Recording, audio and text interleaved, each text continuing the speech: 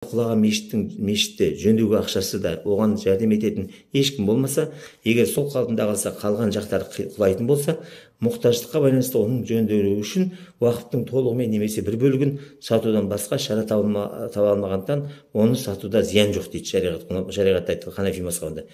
Өйткені екі зиянды нәрсеге тап болғанда жеңілдігін пайдаланады дейді. Шариғатта қағида бар.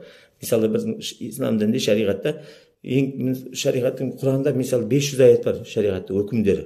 Оның бәрін адам жатқа білмейді. Шариғаттың бәрі өкімдерін білмейсіз. Бірақ қағида деген бар.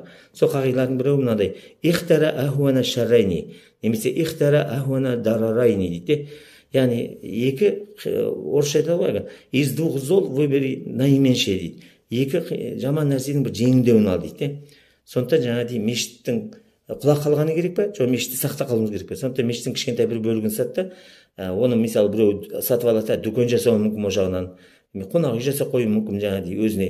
Сізге ақшасын берді, сіз қалған жағымен мешіт сақтап қалдыңыз. Енді мынандай жағдайда кезінде Османияда, Мысырда, Шамда сол уақыфтар көп болғанын айтып жатырмыз.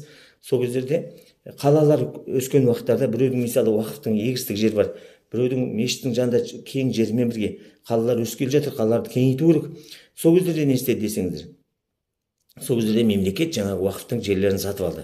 Уақыф иелері сол уақыфтың жерінде мысалы егістігі осы үлкен жердің ішінде бірақ бір кішкентай мешіттік жер алып қалды. Сол мешіттік жерді қазір қарап отырсаңыздар, мысалы араб мұсылман елдеріне барып жатсаңыздар, үлкен зәулім 10-15 немесе 10 этажды үлкен уақыфтарды көресіздер. Астына барсаңыздар дәретхана, астында ең астында дәретхана қалады.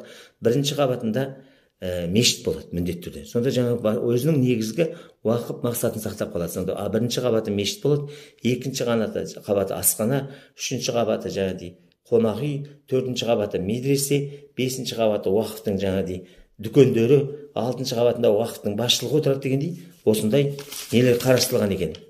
Сондықтан жаңағыдай қарап отырсаңыздар, шариғатта уақыфты неғұрлым жаңағыдай шарттары, сақтап қалу шарттары бар болғанда, уақыф Алланың мүлкі, Алла жолында қойылған мүліктерді сақтау шарттары шариғатта қарастырылған және осының мүмкіндіктері көп болған.